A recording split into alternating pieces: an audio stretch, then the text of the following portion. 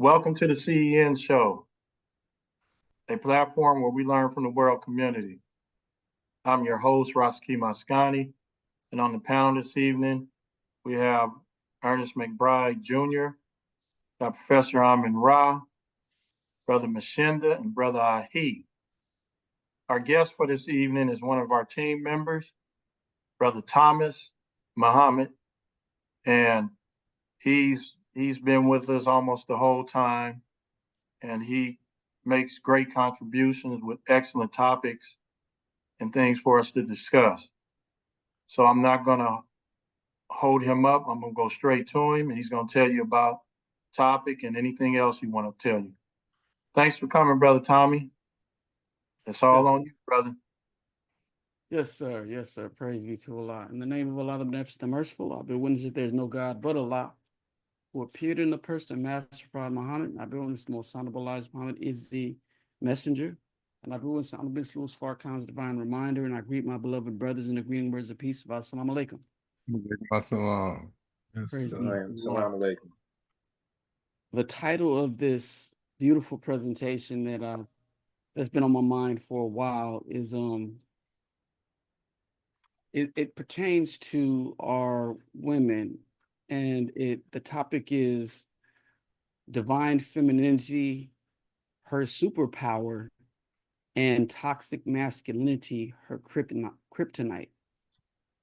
I noticed that a lot of today, a lot of our modern sisters have allowed the history and the legacy of slavery, of welfare, and of the whole process of American government to remove the Black man or the man out of the home to impact her her lack of understanding her responsibilities of a woman to herself, her community, her man, and her family. This has been an epidemic to me that has manifested itself in many different ways.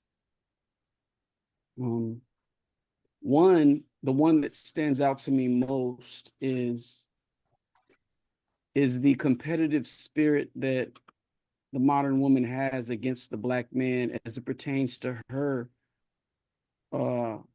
being given the ability to take care of herself, to work in the workforce, to bring in an income that is competitive to that of her man, and the being fed the ideology that she no longer needs a man. Her lack of loyalty to not only her man but her community. She has disassociated herself from her community obligation. And what I mean by that is every man and woman has a community obligation to unify with one another in a traditional relationship and to build a family that births and brings forth offspring that are stronger, greater, quicker, faster, smarter than the parents that produced them. Put the children or offspring on the path or trajectory of evolution, and also become community builders, peacemakers, business builders, and that has been the issue, is our women. I don't take responsibility from our men at all. I don't. I believe that we men have failed our communities as well. Whenever I see a youth out on the streets jobless, without being guided by the men for employment, the youth, the teenage males are supposed to seek their employment by being hired by the men business owners in the community, or the skilled laborers in the community that maintain the infrastructure of our community. We're supposed to hire our youth at 16 when they're low, when they've fallen beyond the the allowances of their household is no longer a good enough amount of money to put in their pocket. We're supposed to hire them. We're supposed to be the first option for them to go to when they want to get a teen work experience. We're supposed to secure our communities. We're supposed to provide jobs for our teens. We're supposed to provide resources for our communities. That I'm not taking away responsibility for us as men. But when we have our women, feeling as if they no longer need us because this Caucasian has offered them a paycheck and an ability to bring a resource into the home, and the man that they submit to is the Caucasian boss that they're running errands from and they're obeying at the job. And then when they come home, they don't show that respect and that obedience and that compliance and that agreeability and submissiveness to us.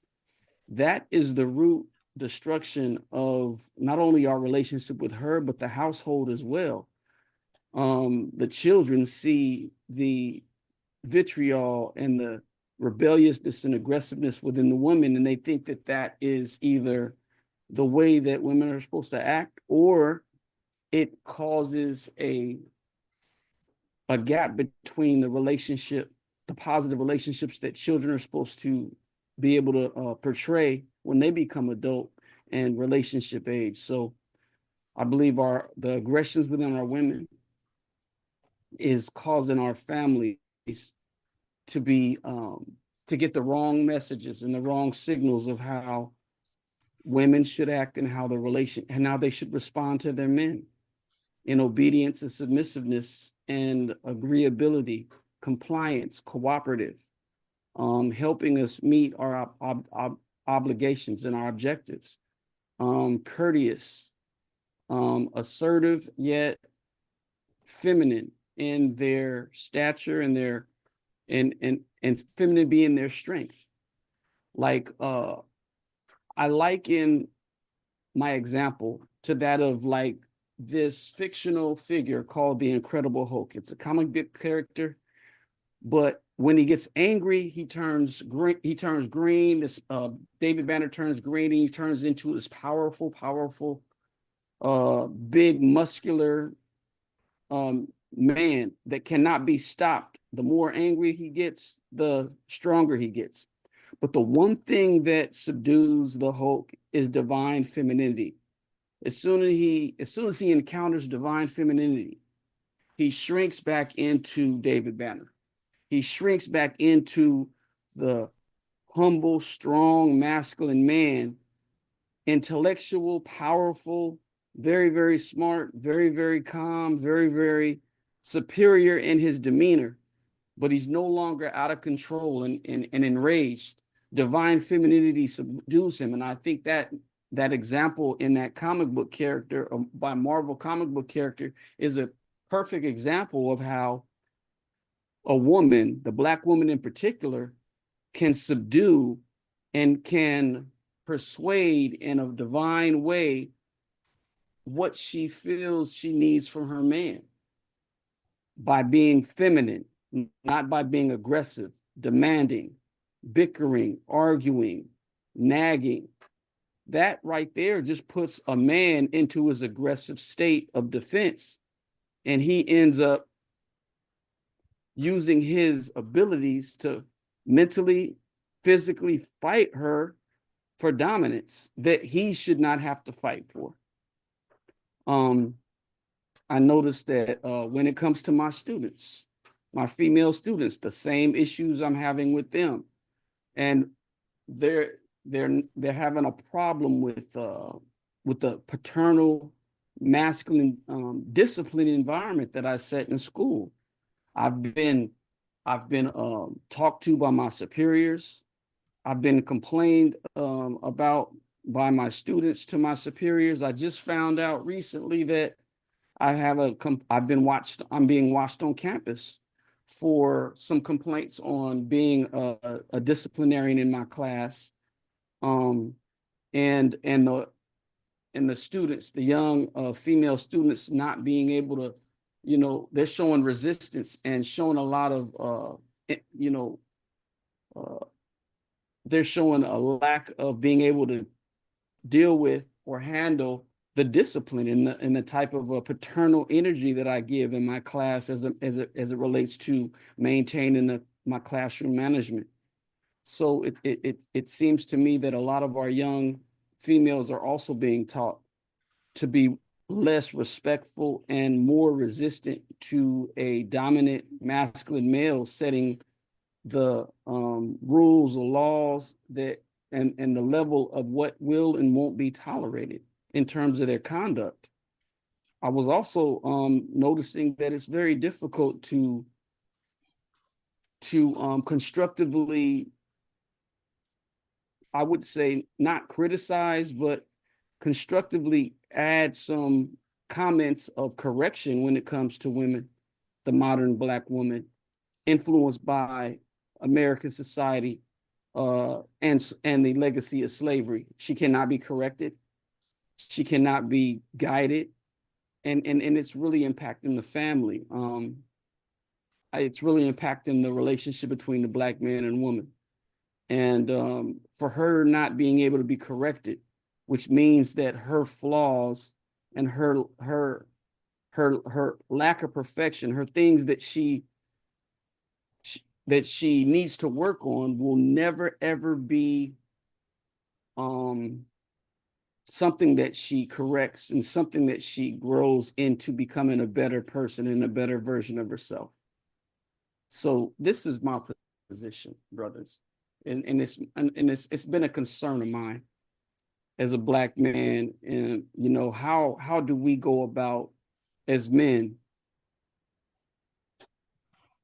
giving off and exemplifying the type of attitude, mentality, and spirit to correct our woman and bring her back home to that mindset, that femininity that maintains our household, and that is one of the main glue, along with ourselves, that keeps our community together, our traditional families together, that decreases the divorce rate from 51% back to 30 to 20%, something that was non-existent during the most tumultuous of times in our history, during slavery and during Jim Crow segregation. We had a 70 to 80% successful marriage rate.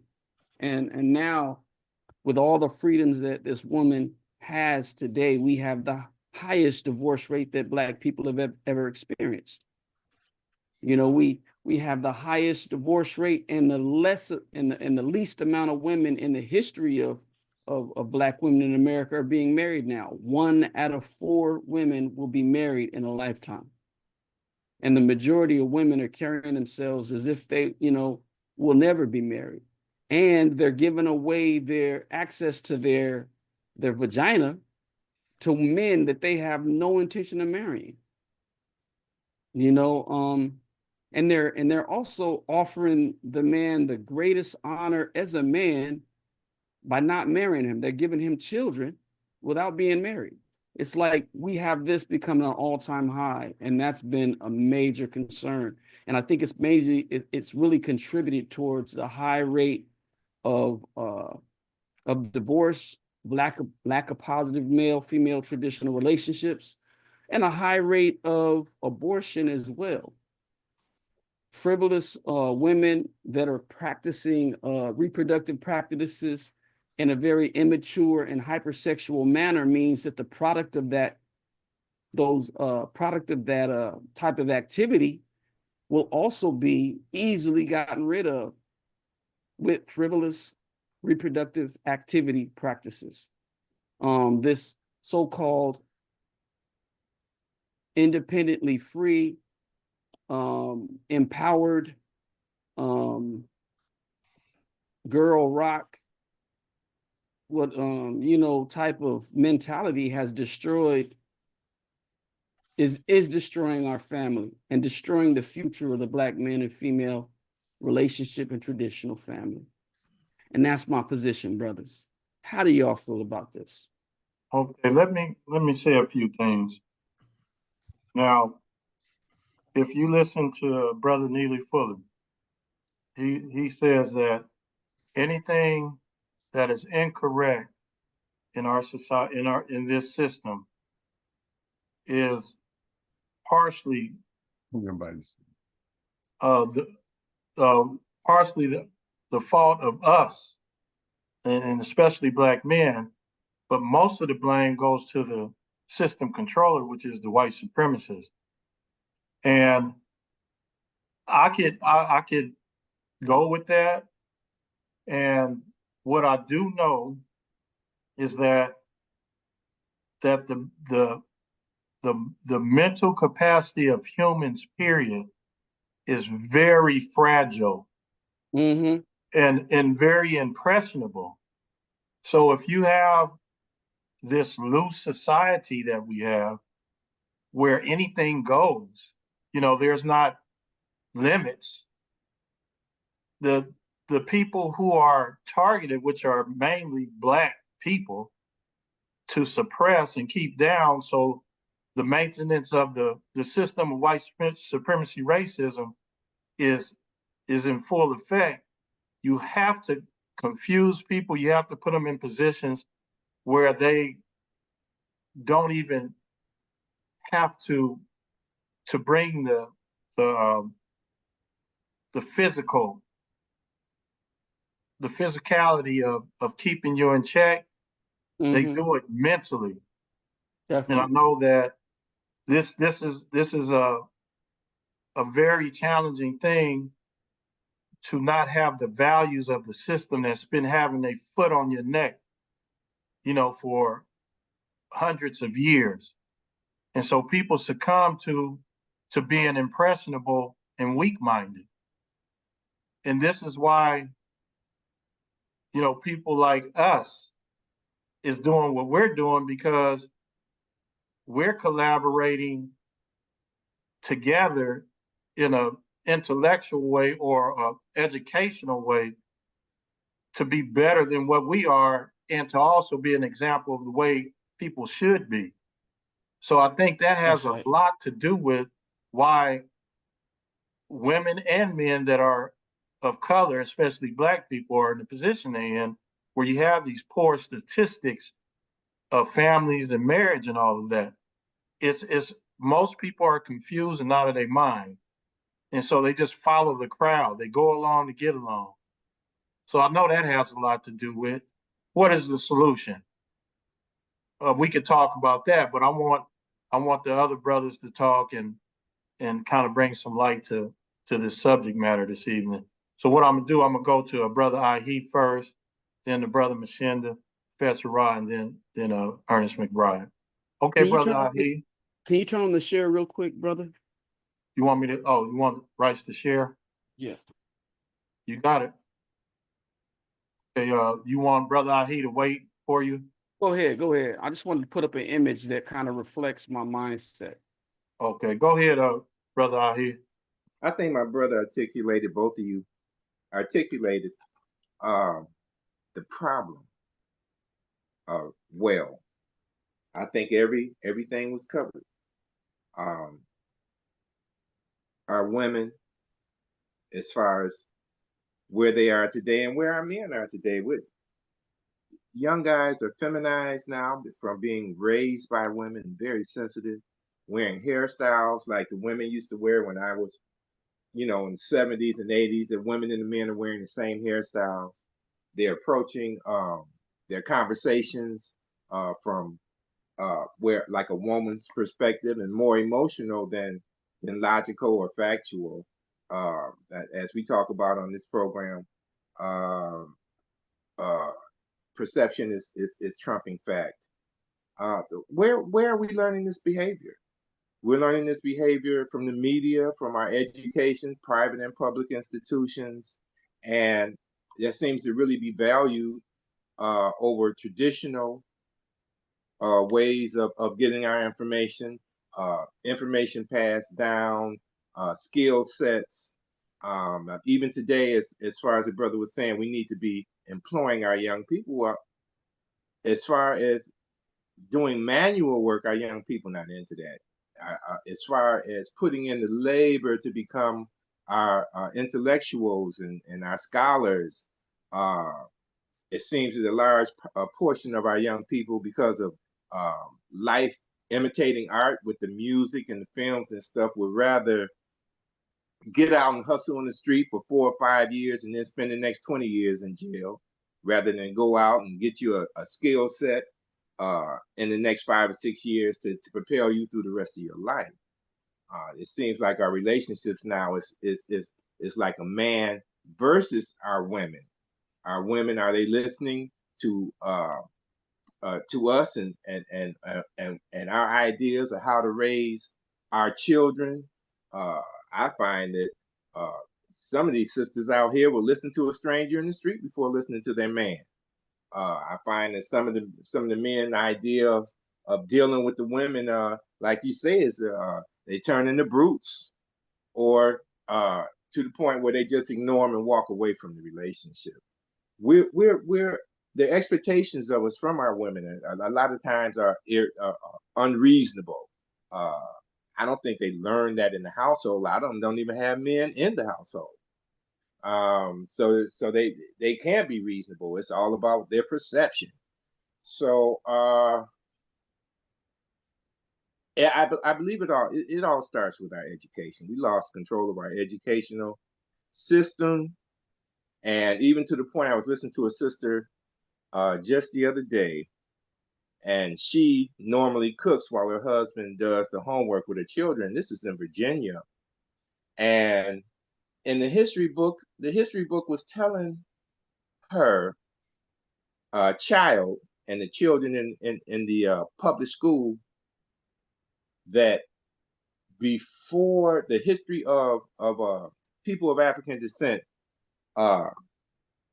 what is in, they're not sure what the history is, and we're either slaves or we were enslaved or something like that, but they weren't specific. They're purposely lying to our children. So first of all, we have to get in control of what our children are learning, our young people are learning, our adults are learning how to be parents. We have to get in control of that, because we're on a path of self-destruction, like a modern Jimmy Lynch, and it's the media, our educational system, our entertainment.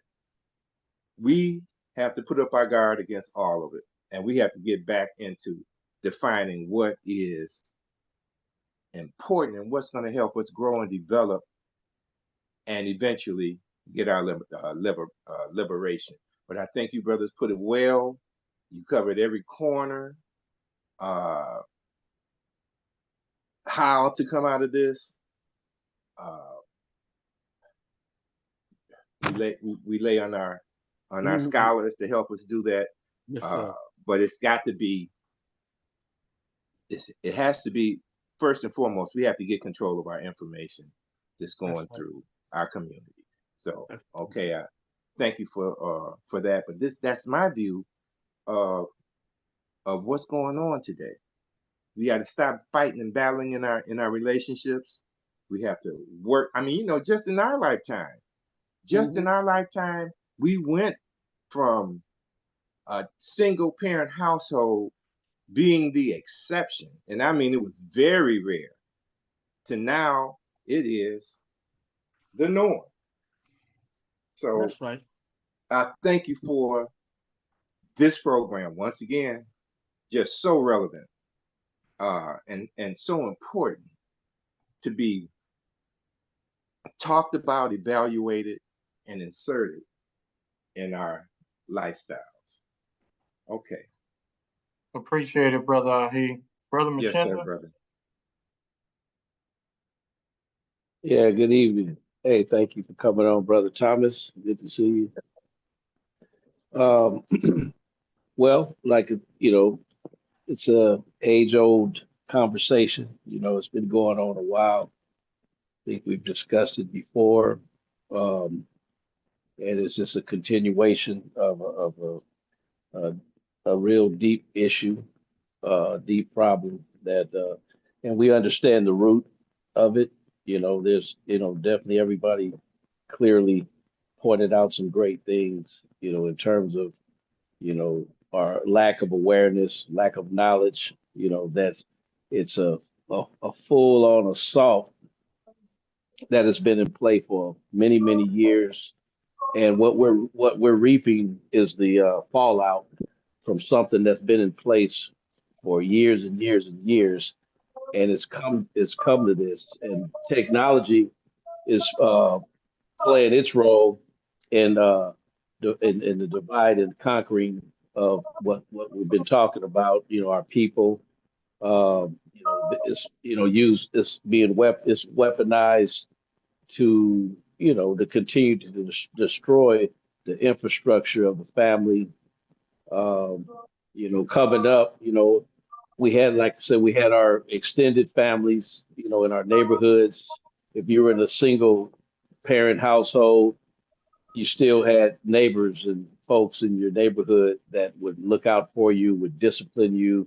You had strong teachers that would put you in check, or strong teachers that would communicate with your parent or parents if need be. A lot of us didn't want that either. So there was a check and balance system that was in place for many, many years, and so the white supremacy racism that exists, of course, that's the main agenda, is to divide and conquer, to suppress, to oppress, to enslave, that type of thing. Yes, So, sir. but at the end of the day, um, it's a battle that I fight every day. I deal with young people and older people. I work in a community college, and my job is to interact with the community that comes through those doors, and the ones that have some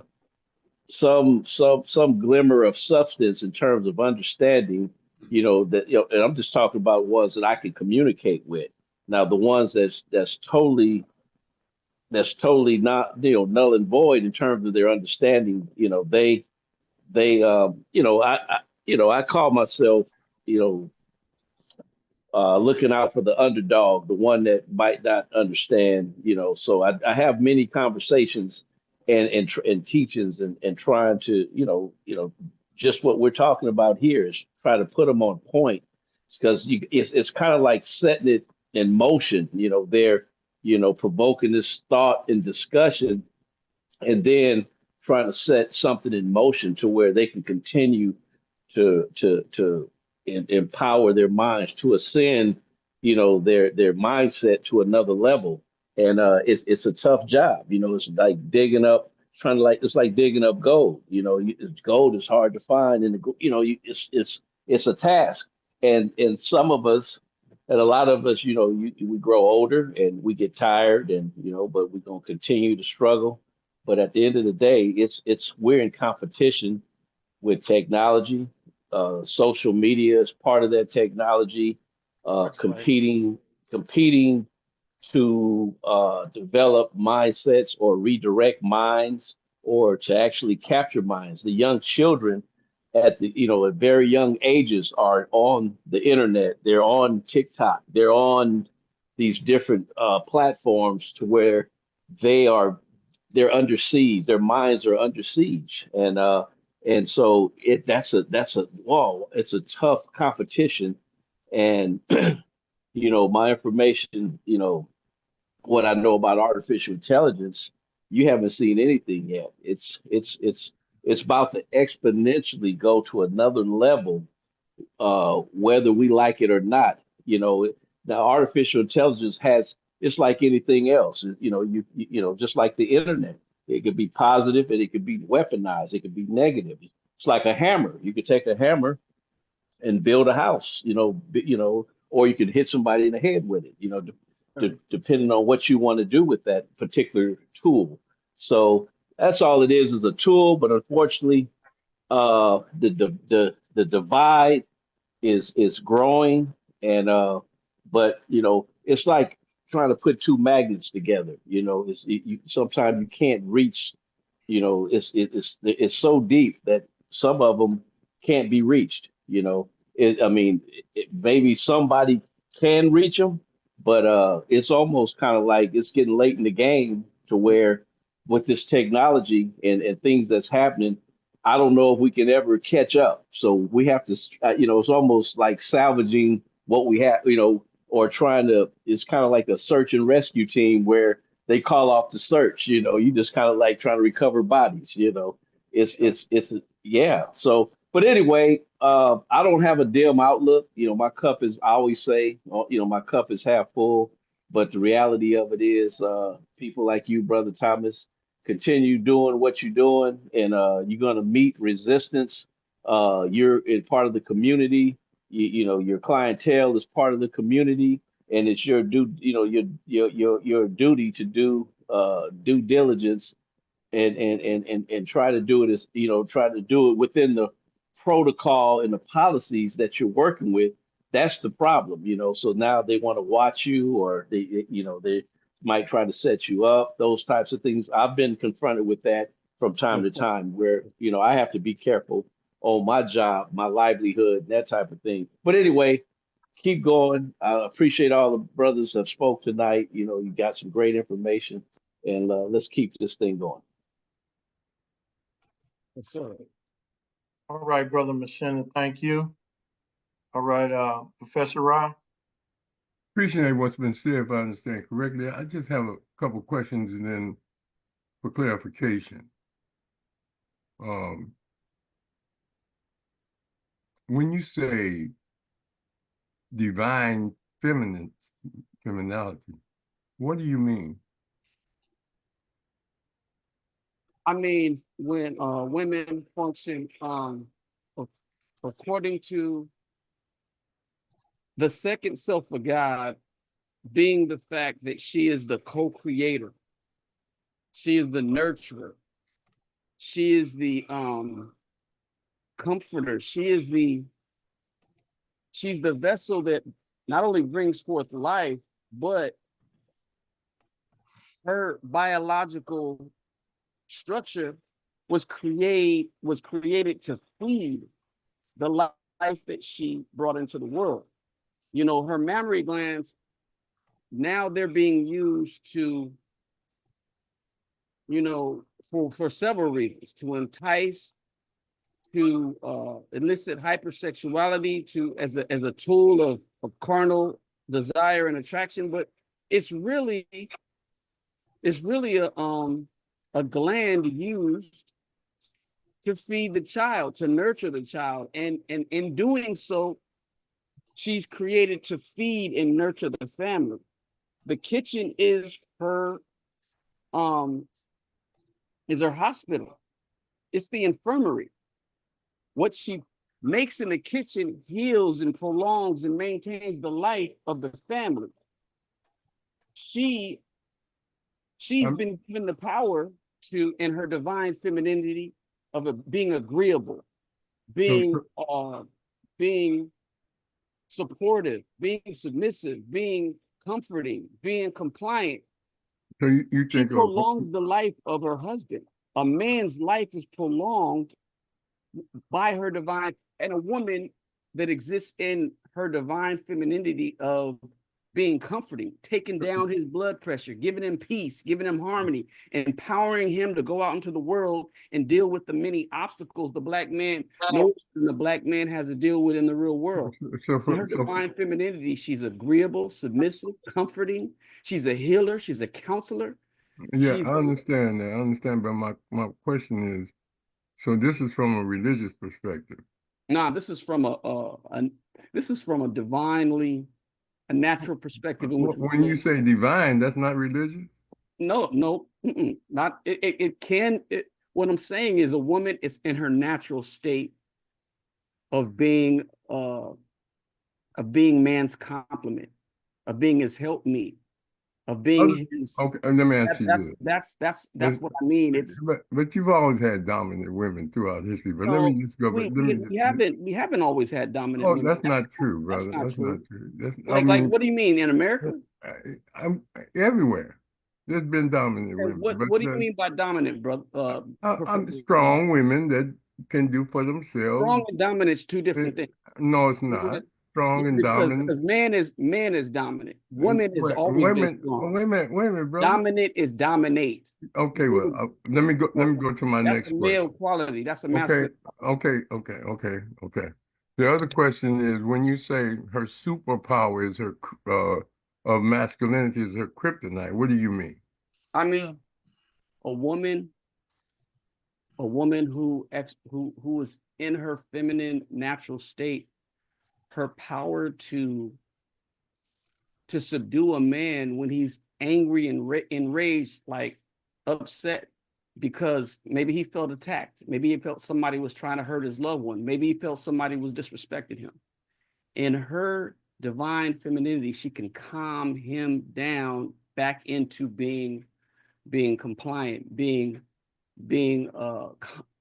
just agreeable, being outside of she could reduce that angry rage natural protective man into being a calm individual that can now can listen and without functioning on that hardcore level of defense and of protection. Okay, That's I what I see. mean. But when you say it's kryptonite, what do you mean? What I mean is when she functions as a man, it causes tension in her body, in her mind, in her spirit. When a woman is forced to function on the level of a man, it increases her bodily stress. And that stress can cause not only mental and spiritual instability, but it can also cause physical dis-ease. That's why when women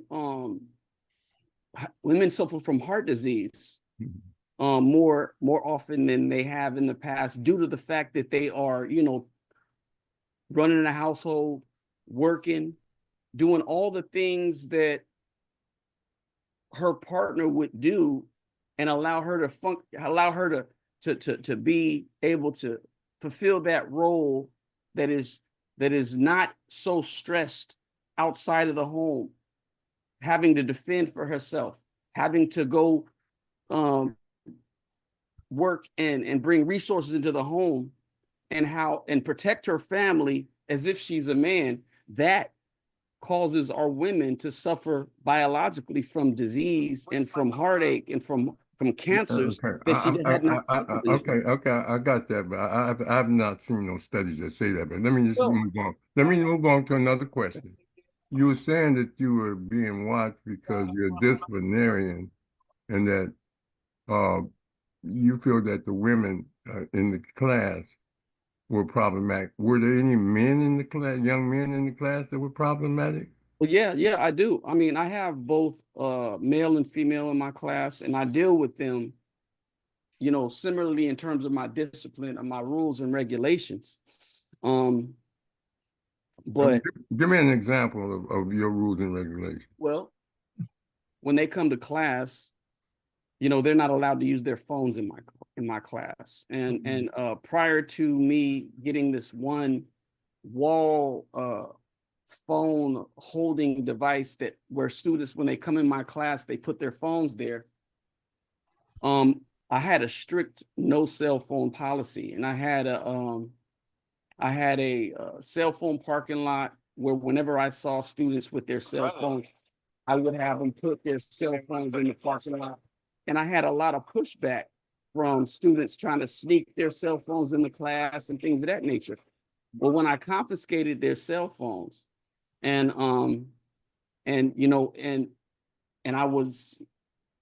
when I confiscated their cell phone and told them that I was going to send it to the office, or I kept it for, so I could give it to the administrators and everything, they began to, that began to have an issue with them. Some of them would snatch the cell phone. Someone would try to, would not give me their cell phone to confiscate and put into the cell phone parking lot.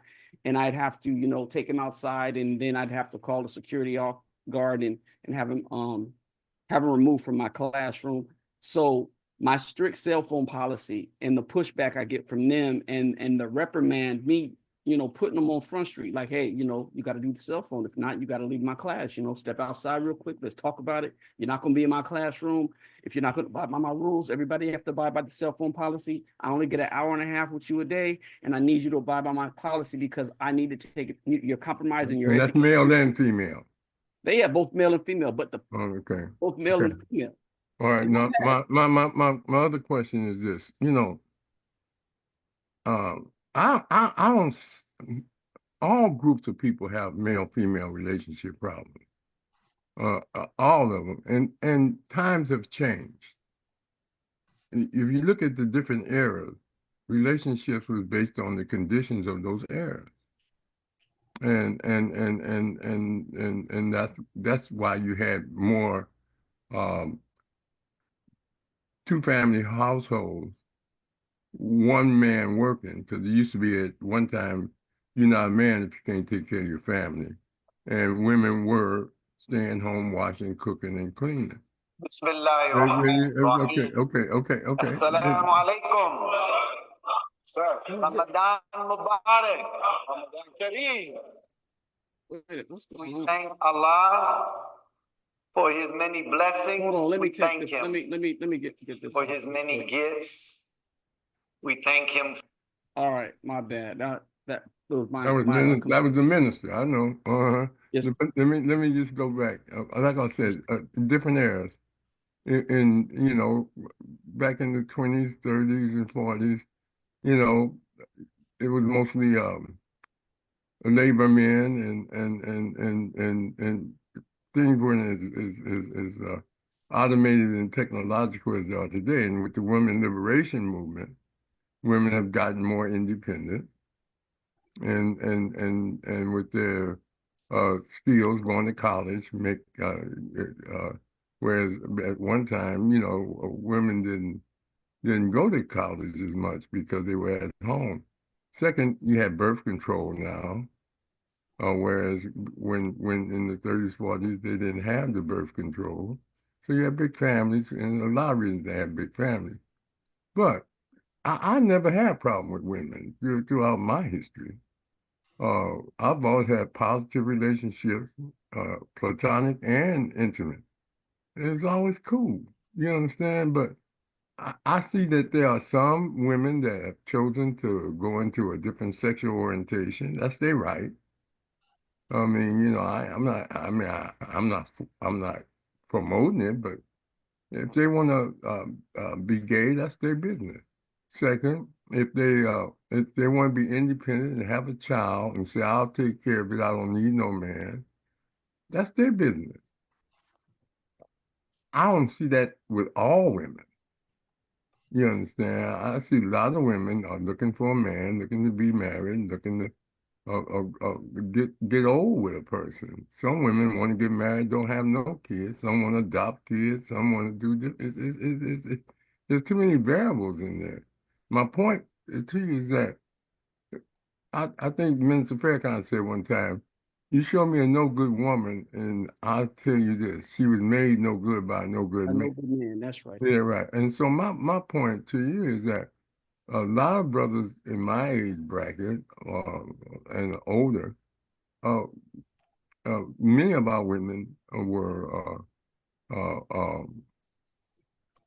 more had a southern hospitality, and they didn't mind being a good strong partner, but it was on an equal basis.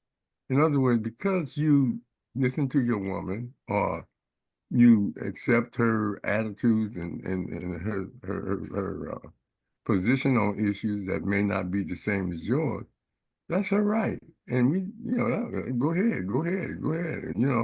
But we ain't gonna fight and argue over that. We ain't gonna let that interfere with our love and our children and our life.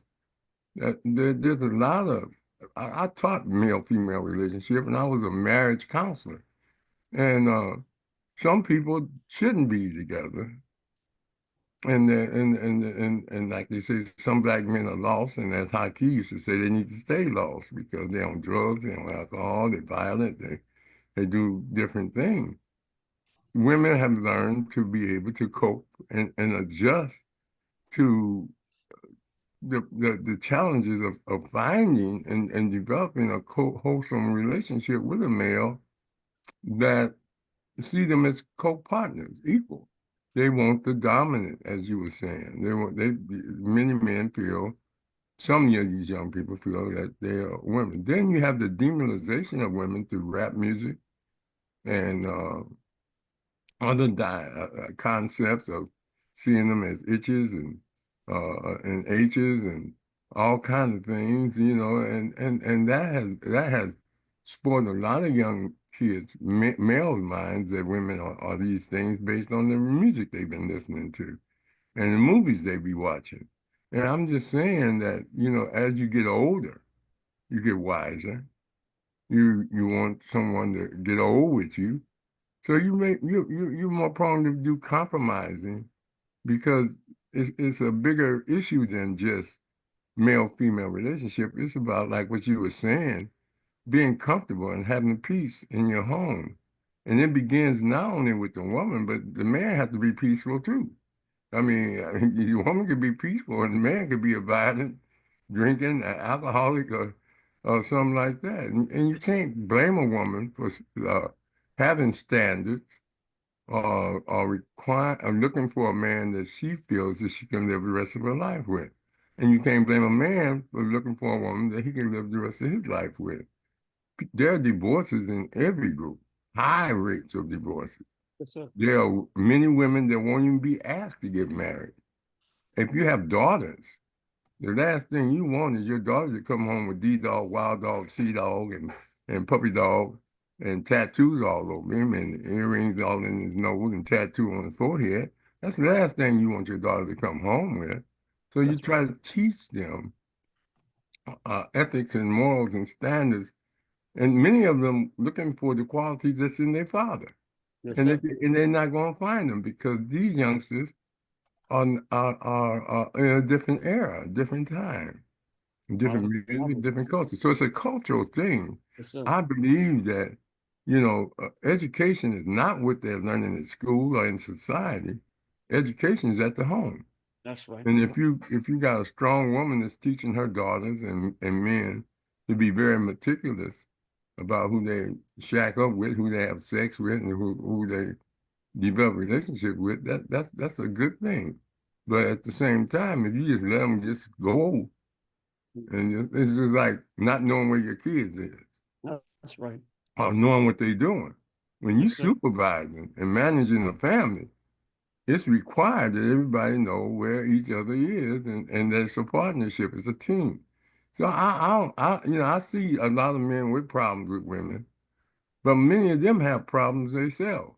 That's right. Because they want a woman to be what they want them to be, rather than accepting a woman for who she is. That's why they call it courting, because you're holding trial on each other. I tell my daughter and all of them, I said it takes at least 5 to 6 years, and I didn't push it up to 7 to get to know somebody. You know their health record, know their financial, how they handle money, how they deal with stress, how what their habits are, and how much time they put in with you. It takes 6 years. Some people just say, "Hey, I'm ready to get married after 6 months." I'm ready to live with this person in 6 months. I want just to get out the house. But the struggle is that the more you as a person develop communication skills and ethics and morals yourself, the better you are. Like the comedian said, there ain't no man shortage. She said, you can go downtown, you see men laying all around. And you can pick one up, and straighten them up, clean them up, and take him home, But the issue is that I think it's just as much problems in relationships. It's 50-50. Women have issues and men have issues. The reason I've been married 43 years, going on 44, because I want to be. And the reason my wife is with me, because she wants to be. And if you want to be with each other, you're going to be together. You think of reasons why to stay together. But when you get angry and you're looking for a reason to leave, I've seen cats get divorced because their wife wouldn't let them watch the Super Bowl. turn the TV and wanted to watch something else. I've seen cats get mad because the food was cold.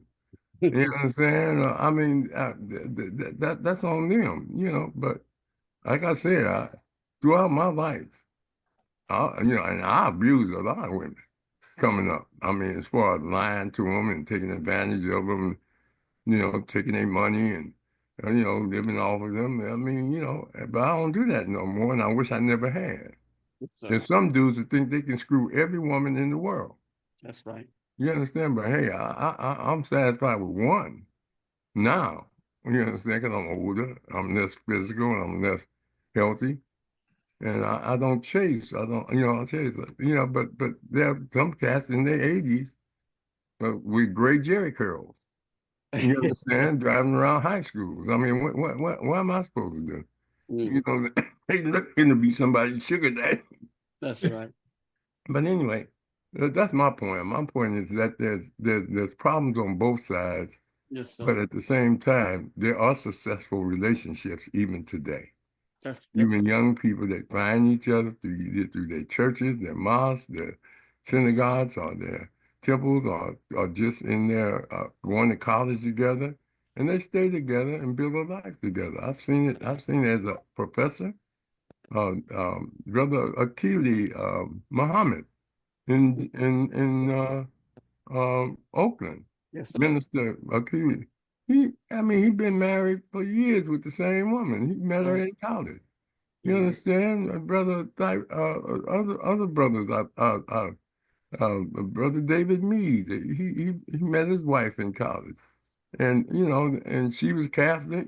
I went to their wedding. I was the best man. He went to the Catholic. He ain't religious at all, but he acquiesced to her Catholicism, and he had a Catholic wedding. I had an African wedding, a black wedding. You understand? Dr. Karanga married me, and it wasn't no thorn rice. It wasn't no dun dun dun dun. No. We played the music we wanted. You know, I dedicated Special Lady to her. She walked in on Special Lady, and I walked in my man. You understand? And that's how we did it. And you know, we made our own vows. We made our own vows. That's right. You understand? But there's some people who ain't even been to church want to get married in church.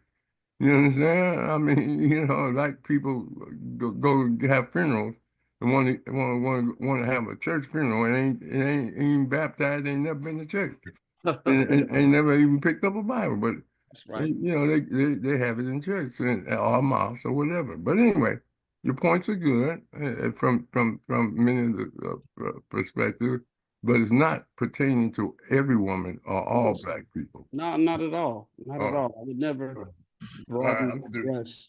I would never broaden my brush to put an all in that. But I am particular about different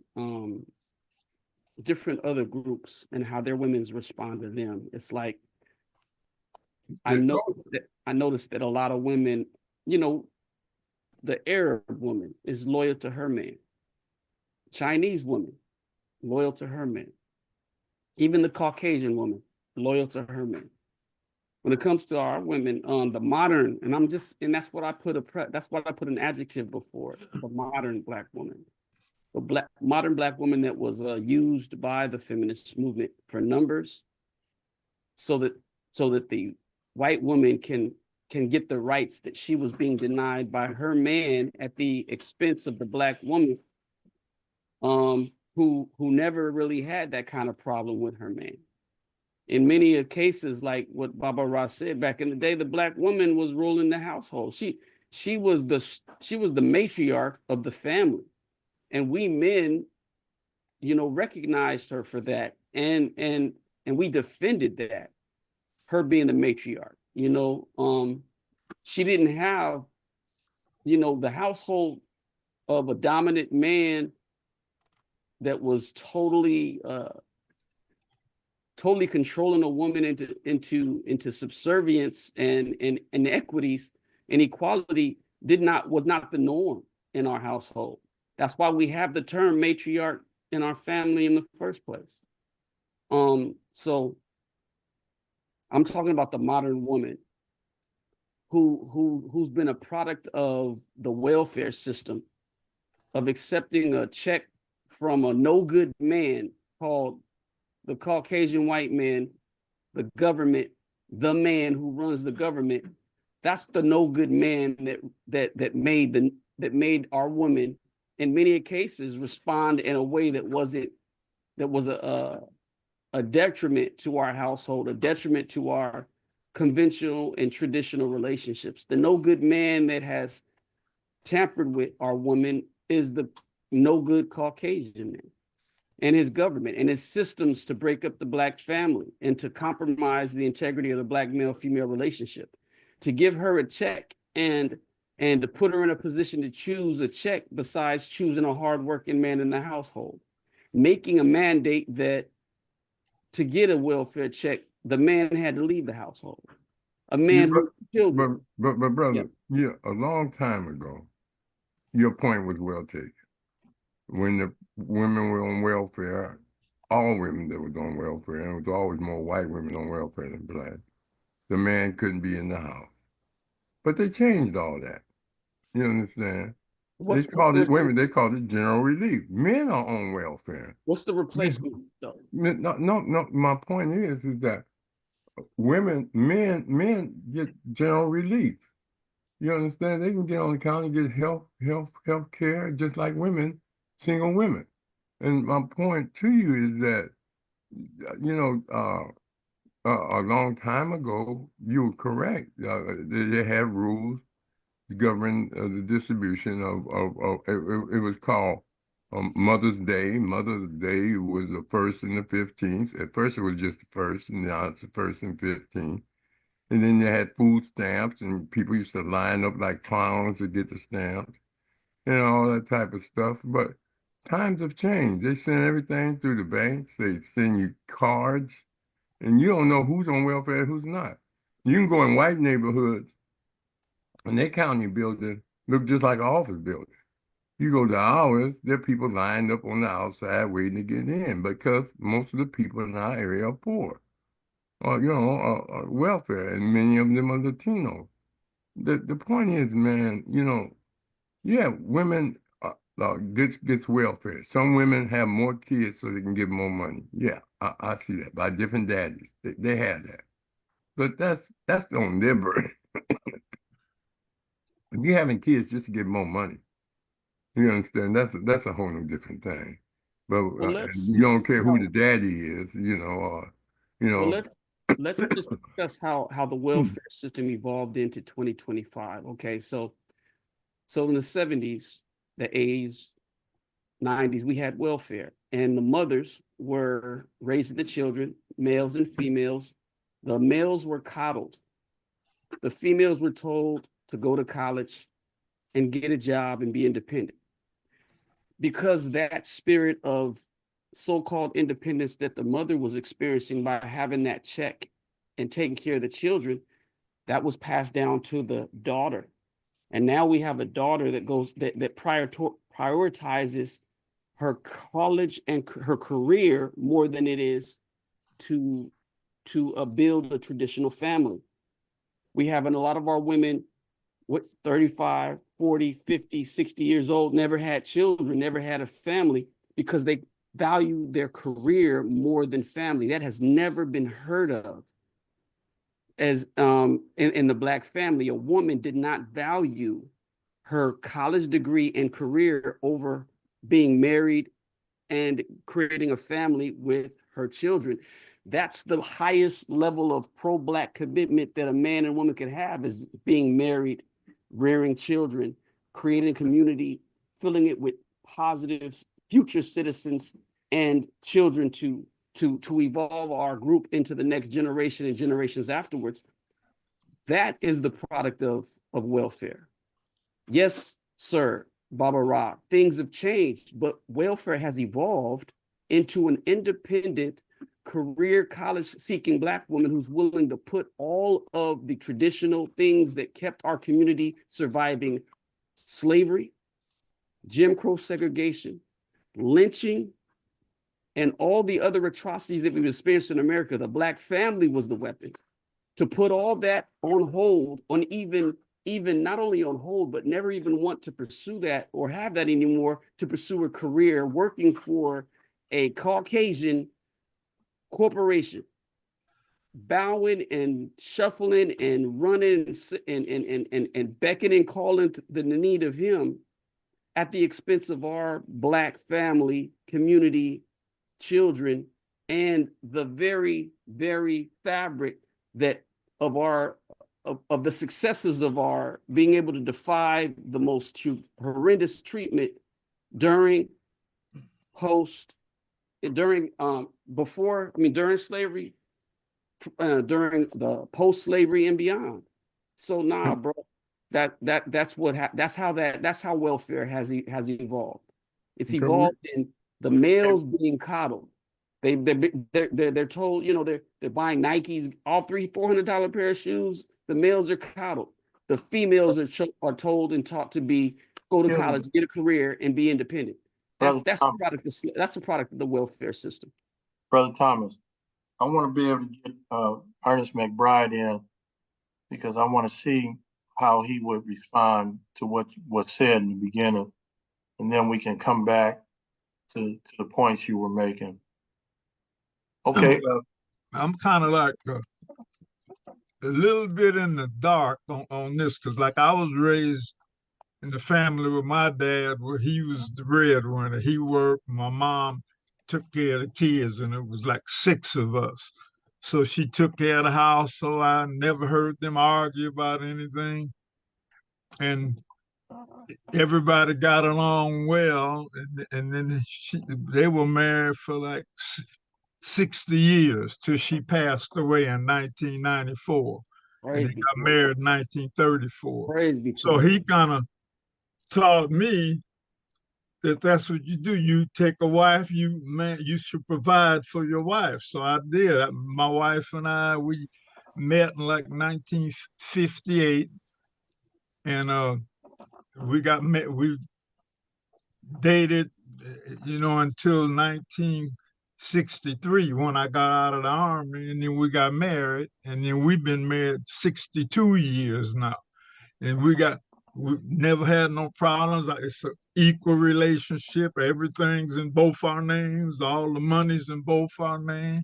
She don't spend anything till she check with me, and I'm the same with her, because we talk about everything. So we never had no arguments with our kids, and then that relationship that we've had has filtered down to my daughters, because both of them, one of them's married to an attorney, lives in Grenoble, France, and they've been married over about 25 years, I think this year, or 24. And then my oldest daughter lives in Ladera Heights. She's married to a film editor. Wow. And they have been married 26 years this year. And in each of them, my daughter in France, she's got 2 sons. They're like, one of them's 19 and 16. One of them's high school over there. He's getting ready to go to college. And then the youngest one just entered high school. And then my daughter here in Ladera got a daughter, my granddaughter. She's 21, February the 4th was her birthday. And then her brother, he's at San Francisco, University of San Francisco, his first year up there. And then my granddaughter's going to Cal State Long Beach. She did a year like at Hampton, and couldn't deal with it, you know, being lonely female there. So she's going to be in Long Beach State come August. Been accepted on a dean's list, scholarship, so she'll be going there. And then and that's kind of what my dad had taught me. To avoid confusion, you kind of talk things out. And we've never really had no major problems in our marriage. The only problem I got now is my wife's ill, and I'm her caregiver because she's got dementia a couple of years. So I'm her full-time caregiver, and I'm not putting in no home or none of that, because she's Right. gonna be here with me, That's right. you know, till the end. So, and so like when I hear you saying that, it's kind of foreign to me, but then I kind of agree with you because I work campus security for Long Beach Unified School District for Yes, high sir. schools, and them kids and them cell phones, that is a problem. Because as a minute kid, I come down, I'm roving the campus, he's standing out talking on the phone. I said, man, well, why aren't you in class? Well, I take the phone from him, you know, so we've had some scuffles there, you know, because you're supposed to be in there That's right. studying. You know, you talk during recess, and if you need to come out in emergency, you check with the teacher before you come out here like you own the joint, you know. So then my daughter, we had some kid even brought a gun to school, but it wasn't workable, you know, and he dropped it, so he got in trouble, kicked him out. So there, you got a problem if you're doing high school, you know. And then my youngest daughter now, she just started teaching over there in university in Grenoble. So she's teaching master's degree students, you know, most of them French, and they got to do English as a second language. So that's what they hired her for. And then she's teaching them, you know, like English and then like finances and stuff. And she's even having a problem with them kids because they don't half listen, you know, the French kids. So they, you know, it's like Dr. Rahh says, like that all over. These kids with this new technology, boy, is it's out of hand. And when AI really kick in, it's no telling what we're gonna be facing, you know. Exactly. So I kind of listened to you and I said, wow, is that really going on? Because I've been retired like for like 26 years now, you know. Yes, sir. Yes, sir. So I'm not really out in it. That's why I'm attending like seminars like this, so I can try to figure out what's going on out there, you know, with the young kids. Yes, sir, Brother Ernest. So it's a problem. But I guess it's just something we have to learn. Things change over the years in my life. I'm 87 now, so I've seen things do all kind of changes, you know. Yes, and about the only little hand I got in the community now is we got a female track coach, Coach Crystal Irvin, that even ran with me because I helped coach her in the in 80. 80, she was 85, 86, and 87. You know, in 88 at the high school, and she's now the coach over there and very successful. So I kind of help her out, keeping track of the kids' times and stuff, and take it every year the banquet. I'll run over there and give them copies, you know. So this year she said, well, Mr. McBride, you probably won't need to do that because diastat is kind of taken over that function over on all the high schools. And I was keeping the top 5 times, you know, history of the school since 1895 up to last year. Yes, sir. And kept the top 5 in each event, you know, in track and field. And then now Diastat's doing the top 20, you know, in all the schools. So I give up on that. So I just go over every day now and then and talk with to see how they're doing, you know. So that's my only kind of connection. And then we formed another group. I'm still in the NAACP, a lifetime member, and I still attend that. And then I'm kind of, and this is my oldest daughter because she's a nurse. She said, you taking care, you need some socialization, so you got to get out. So she's the one who made me start attending NAACP meetings and then going to we formed the African Cultural District. They still haven't finalized the name, but they meet like once a month and they kind of checking the community and seeing what needs to be done and how we can help people, you know. Right. So that's kind of Well, my thing. So I see this as kind of a sponge for me absorbing stuff, but I haven't seen it. And my dad and them taught me, hey, you get educated because that's something never can be taken away from because he was a civil rights fighter yes, sir. all his life. And you learn that. Him and my mom always harped that on that. So we went on to college, and then my wife, she was a LVN, when I married her. And then so she put that on my daughter, made her take RN thing at Long Beach City, and they went and got her nursing license, and she's been doing that for over 20 years. So that's a big help for me right now in dealing with my wife because I got advice firsthand, and she comes down every maybe 2 or 3 days a week, and my granddaughter helps me out, that gives me relief. So and so all that's so what my dad and mom taught me, I kind of put it in our daughters, and they learn, and now hopefully they'll put it into the grandkids. And that's traditionally how it's supposed to be, but we know that we have a lot more single parent households, and we know that statistics show that single parent household, when you raise males, a lot of that increases the chances for males being incarcerated. Right.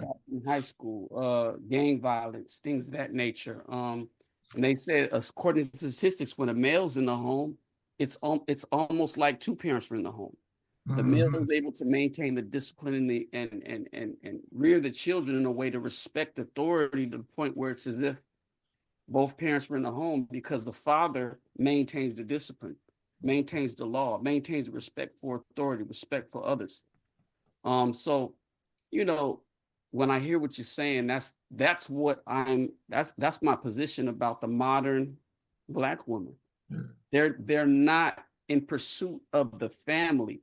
They're not committed to the greatest commitment of pro-Black community consciousness, and thing that you can benefit the Black people in general is the development of a Black family with a Black man rearing Black children so they can become future successful Black citizens and contributors to and maintainers of our community, of our people, of our group. That's been my position. And welfare has evolved into the independent-minded modern Black woman that would put college and career before her divine role as a mother, wife, and a maintainer of the household. But I just want to say that if the school don't have a policy saying no cell phone, that's a problem. If the household don't train their kids that when you go to school, do not use your phone in the classroom. If the household, when I say household, I mean foster parent. Yes, sir. I mean single parent. Mm-hmm. I've been a teacher. I taught all levels. You have to prepare your kids mentally and spiritually to go to school. That school is a business. You're going to get something out of it, and you're not to take something there and try to turn it into your school. You understand? And so the primary education and disciplinary unit is the parents or the house, the home. But many kids are in foster homes, and you got bad foster parents that just there for the money. There's no standards, no requirement that their kids all graduate from high school, and are you going to lose your foster parent status? And once they turn 18, they turn them loose. And all they wanted was their money. They don't even know where the kids are at all day, as long as they get in by dark or by 10 o'clock. And it's sad, there are a lot of factors why some women do not hold up their part. There's a lot of factors besides that includes racism, drug addiction, poverty, homelessness. I mean, there's a lot of factors that go into why some certain men and women are not meeting their responsibilities as parents. You have absentee daddies that won't even go see their kids. You got won't only come around on birthdays and holidays. Never deal with the day-to-day struggle. That's right. You understand? I mean, it's I know too many single women that have raised successful kids by themselves, without the man in the house, and their kids are A students, outstanding athletes. You see a lot of these cats in pro ball. The mama's there, and they always give credit to the mama being by their side, being strong. And some have fathers and things of this nature, but the issue is beyond just women being not being feminine enough and not being a household woman that some men want. They want a woman that's just submissive and just cook, shut up, and have sex with, and just go sit over in the corner. And then there are women that say, "Hey, look, times have changed. I got an opinion. I can think." You understand? I mean, we learned this from white men who that's why they didn't let women vote until the 20s, because they were afraid they'd pass laws that would restrict their behavior. You understand? And it's the same thing with men. They don't want a woman to tell them what to do. But if you're doing something bad, why shouldn't she not tell you? If she tell you to get off dope, so you're gonna beat her up because she told you need to quit smoking your weed in the house, or snorting your cocaine in front of the kids, or leaving your crack pipe out, or having all your friends over drinking and playing dominoes all loud and cussing and screaming in front of the kids. And she said, I mean, there are a lot of issues, and each household is different, brother. You know that, Thomas, because you deal with different kids all the time, and their structures is different. A lot of people come from cultural, they came here voluntarily. They didn't go through the years of oppression that we have. They came here to be white, to be American. You understand? We know what when America say we're gonna make America great again, they don't mean you. They don't mean black people. They No, don't mean Latino. They mean white people and white men, particularly. That's And right. as you said, Thomas, so eloquently, the white woman supports that. Many of them do. You Yes, sir. understand? Some don't, but many of them do. And they'll fall right in line like they did during slavery, and that they did during Reconstruction, and that they did during Jim Crow, and that they did during manumission, and then act like their hands are clean because Yes, sir. they don't stand up for what's right. You understand? And the word Pope means Papa. Ain't no woman ever gonna be the head of the Catholic Church because it means Papa. You understand? And so they don't even have women close to being a pope. No, You sir. understand? Right. And then they talking that stuff that they love God. You understand? And, I mean, it's a different struggle, brother. Different struggle. Yes, sir, big brother. And I pray, I thank you for your words, brother. But it's an epidemic. A lot of our parents were children when they had their children, and a lot of the habits that they have allowed a lot of the things that the children are missing is a product of the fact that they were raised by children. The cell phone, the only time I've seen parents sometimes is when I have confiscated a cell phone. They wouldn't come to school when I called about their grade or called about their attendance, but they came to school for that cell phone. So we do have an epidemic in our community, brother Baba Rahh, and it's like children raised. Remember, we had children raising children back in the days when we were coming up. Teen children were so rare. They used to ship the girls to the South to have the child come back and be raised with their child as a brother or sister. So we used to really create an environment where that was looked shunned upon, but now it's celebrated. And the product of that is like our children are missing the fundamentals of rearing. They're being maintained, they're being fed, they're not being reared.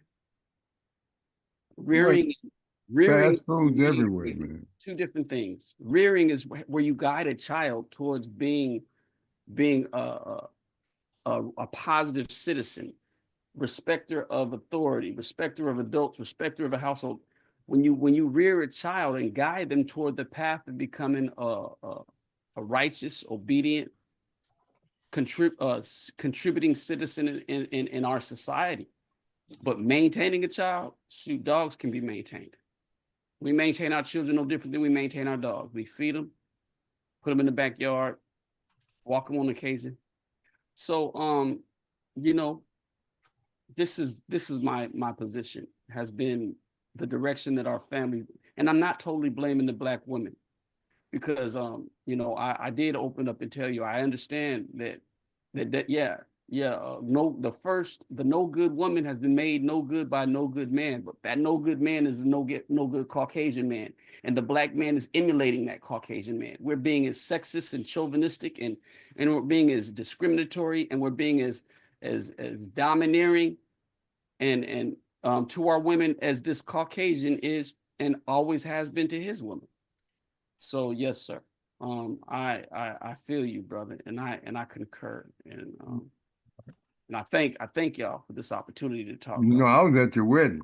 You know, I was at your wedding. You were not just at my wedding, brother. You helped officiate my wedding. Don't just say you was not in the audience. What are you talking about? Yeah, me and college. I remember, brother. You had to promise that you could take care of her for 5 years or something. You had to prove you had the finances to take care of her for 5 years.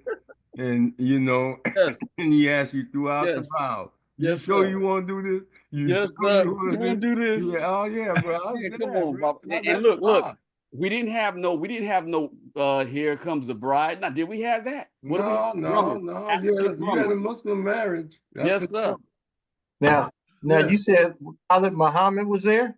Khalid is the one that married him. No, it was brother Tony, brother minister Abdul Malik Saeed Muhammad, Tony, the regional minister. Oh, was it? That was Khalid that married you. No, sir, it was brother minister Tony. You sure? Yes, sir. Yes, sir. Okay. And you spoke. He helped officiate the wedding, bro. He helped to bless my wedding, brother. Baba Rahh was right there, man, with his suit and bow tie on. Yeah. I was training a lot of Muslim brothers. Oh man, it was beautiful. It was beautiful. Praise be to Allah. That was a 20-year marriage too. Yeah. But yo, fam, I am, I'm getting to the point where I'm on Ramadan right now, and we are about to break the fast. So, all right. Anyone that has any questions, comments, would like to speak on what was talked about tonight? I love this. This is beautiful. And Baba Rahh, man, you are still fashioning me into being the best version of myself. You must be kind. I thank you for everything that you are and have done. Professor Rahh, you have been more than my professor. You must be kind. You're up there with the most honorable Elijah Muhammad in terms of the guidance and the fashioning me into becoming a worthy and obedient and a professional and a strong-willed man, leader, striving to be a leader amongst my people. Oh yeah, I mean, I appreciate you taking charge of your classroom. That's important. You got to run your classroom. You got to run it. You can't let the students run it. That's for sure. Yeah. All right. Next. So I appreciate you coming this evening, Brother Thomas. Wish you was here more, but I understand. I understand. You know what? No, yo, man. Anytime, I got this. You're a regular. You're a part of the team. You already know. Definitely. Thank you, bro. All right, appreciate it. Appreciate everybody coming this evening. Professor Rahh, who do we have next week? We have Ernest McBride. We're going to celebrate or recognize his father for his civil rights work in Long Beach, and not just Long Beach. All the people he influenced. Wow, abroad, because I was a part of that. Yes, sir. And it was a beautiful thing going in his back house and gambling with the brothers. You know, we play cards in back in McBride house. You know, poker and all of that. Those were the days. But it was beautiful because it wasn't no shooting, drink, you know, bad. Nobody ever got out of hand. It was always a good thing. Yes, sir. You said it was. All right, I'm not gonna elaborate. Okay, so next Wednesday we got Dr. Inky coming back, and it's the topic is bone regeneration. So hopefully we'll get some information that will help us regenerate some of our telling bones. So I appreciate everybody being here. All If right. you want to teach one in Conscious Corner, everybody continue to have a good rest of the evening. All right, then. All Good right. night. Take care. Good night. All right.